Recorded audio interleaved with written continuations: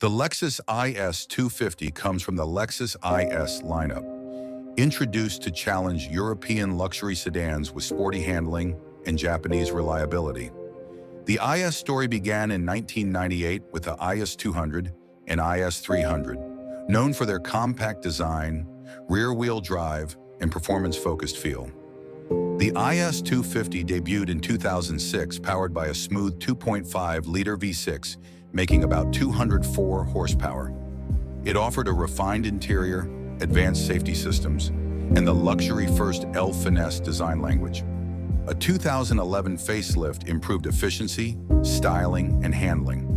The third-generation IS250 arrived in 2014 with aggressive spindle grille styling, stiffer chassis, better tech, and a more premium cabin. The engine remained the same 2.5-liter V6, but delivered smoother performance and improved ride comfort. In 2016, the IS250 was discontinued, replaced by turbocharged and higher-powered IS models like the IS200T, IS300, and IS350. The newest IS era from 2021 features sharper styling, updated technology, and stronger engines, though the IS250 name no longer returns.